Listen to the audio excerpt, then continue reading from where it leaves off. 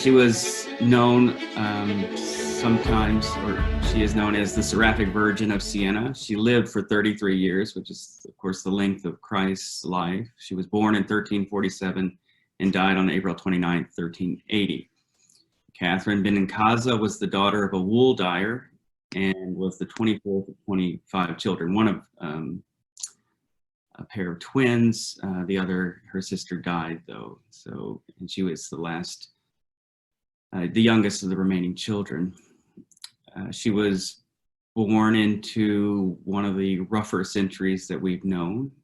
There are at least three calamities one could name: the Babylonian captivity of the church, so-called, in which the papacy was located in Avignon in France instead of in Rome from 1309 to 1377. And of course, St. Catherine would have a very decisive role in resolving that. And that was a function of the power politics of the time. Philip the Fair, we heard about last session when we discussed Dante's take on Boniface and Philip. Philip the Fair, ironically named, was a man who wanted to assert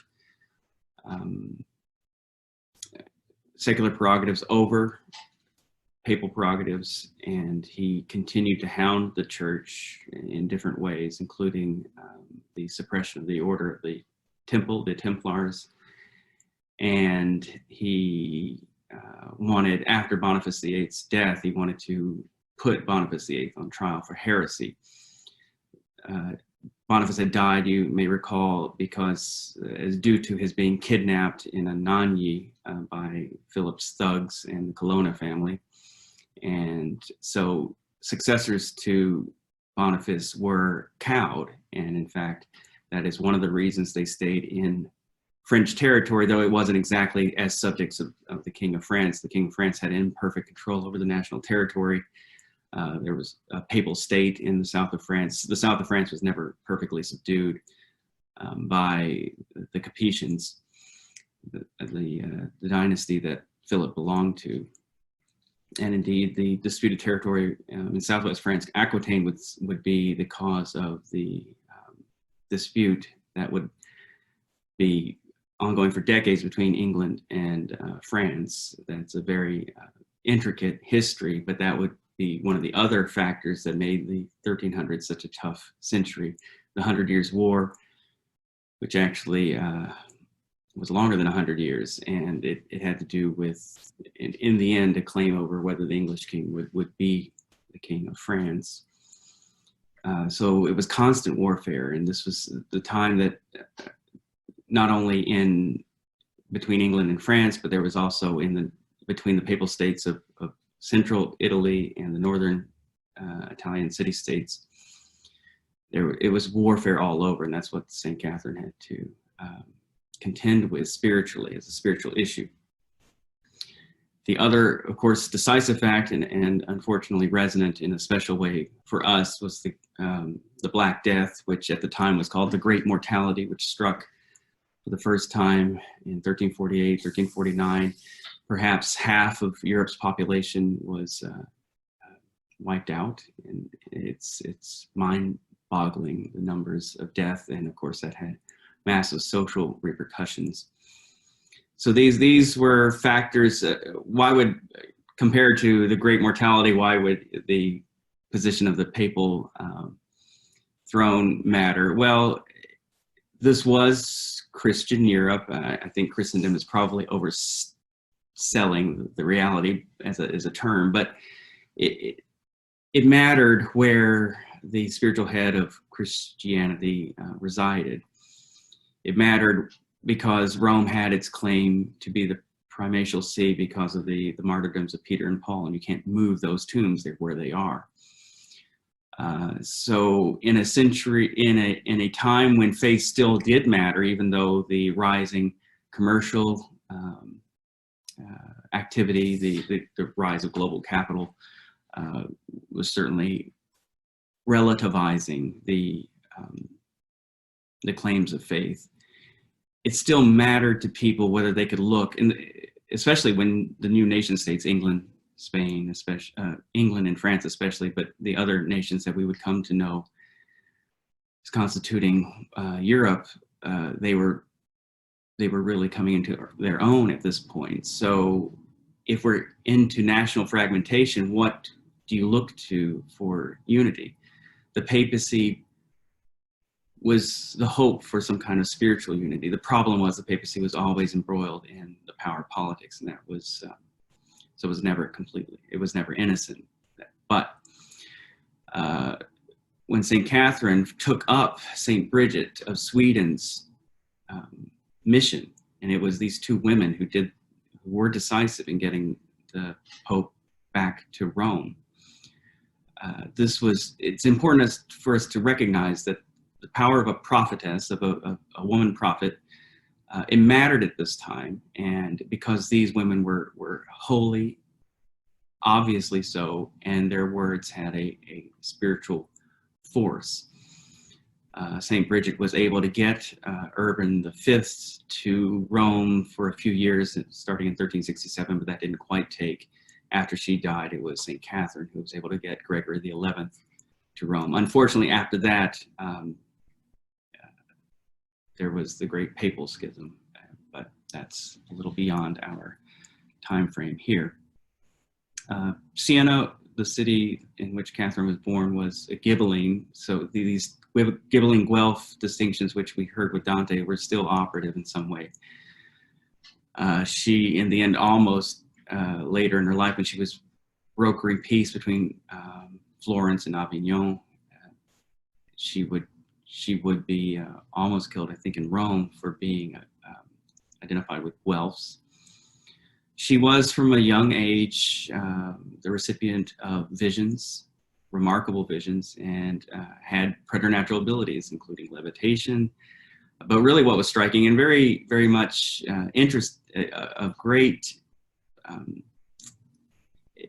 given what she says in the reading we've got before us about not making penitential practices an end in themselves, it is important to note that, in fact, she lived a life of extreme penitence. She took almost no food most of her life, literally almost no food, far less than it would take to sustain someone actually, and slept very little. In fact, even as a child, she started also self-flagellating. So she was hardcore with penitential practices. Their household was below the San Domenico, the Dominican church in Siena, and when she was 18, she took the mantle of the Sisters of Penitence, the Le Mantellate. It's a third order of Saint Dominic, the first order being the priests and monks, and the second being the contemplative nuns, and then the third order was a lay order. And so again, there's this question of, as we saw with St. Francis and the Mendicants, there's a question of what lay reform movements might mean for the vitality of Christianity. When St. Catherine was most drawn into the depths of the religious life, when she had refused to be married off at the age of 12 or so, which was the age at which that happened, she became an intense contemplative in the household of the Benincasa, her house, and but God called her out of that into an intense program of corporal works of mercy. She served the sick and the poor of Siena, and then eventually she would be drawn into the spiritual work of mercy, above all peacemaking. She was a truly international figure here. She experienced what would be called a mystical betrothal in 1368 when she was 21, and she received, visible only to herself at her request, the stigmata, the wounds of Christ, in 1375. She always was struck by the two attributes of God, truth and love, and that's all over the reading that we've got here. God is la prima dolce verità, the first sweet or tender truth, and God is esse carità, charity itself, love itself. And God is pazzo d'amore, he's crazy with love for us. And this intense mystical insight into the reality of God as truth and love made Catherine into the mystic activist that she was, and a kind of, I think, essential figure for us if we want to look at our world, which is suffering its own kind of catastrophic condition right now. And it's not just physical, it is in the end spiritual crisis. And how do we meet that crisis, each of us? I think St. Catherine is absolutely indispensable for that. I named my eldest daughter after St. Catherine Caterina. She's an overwhelming figure, I think, in the history of the world. And that doesn't mean that we want to take every word as our own. Again, there's no human that we can take as a human person alive that we would take as a guru and say that everything that comes out of his or her mouth is true. There are always things, but of course we're always going to have things that we don't get right, and it's a matter then again of having a conversation, of all of us getting together and trying to balance as we can. But the conversation should lead to action, and that's so if we have a holy conversation and it is filled with the eros of truth and love, then we want to change ourselves and change the world, and not change the world, very importantly, this is a penitential practice, without first coming to recognize that all of us are quite in need of change ourselves. And it is the first lesson to learn, and that's why we see that humility comes, it's always there, and that I know she's right about, that pride is the secret agent of discord. And if we do not see how we bring nothing to the table except God's goodness, then I do not know how we will be able to change the world in a way that is anything but another imposition of a private totalitarian vision. But that's just me. The questions we've got are a little complicated. Number one, pursuit of mystical experiences sometimes has the effect of suppressing social and political responsibility. How would such an effect be impossible as a fruit of St. Catherine's mystical dialogue? How do love of God and love of neighbor relate? I think this is, I'm overwhelmed by how she links the two. Number two, representation as a political mechanism means standing in the place of others, presumably for the sake of those represented, seeking to secure their best interests and the common good. In St. Catherine's dialogue, we find something deeper, a representation in which one suffers on behalf of others for the sake of ultimate good. Does this make any sense to us, this notion of substitutionary suffering, as we call it in theology? Number three, which virtues are highlighted by St. Catherine and how do they relate? How might ethics and politics be different if humility were the animating spirit rather than, say, magnanimity, as in a classical Aristotelian view maybe, or procedural fairness, as we might have in the various forms of modern political liberalism? Number four, true to the mendicant tradition, exemplified above all in St. Francis, though of course St. Catherine is a Dominican.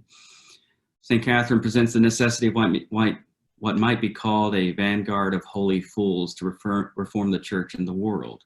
What might we come to see only when we have surrendered worldly wisdom? And that is a question that kind of takes up several weeks worth of discussion here, from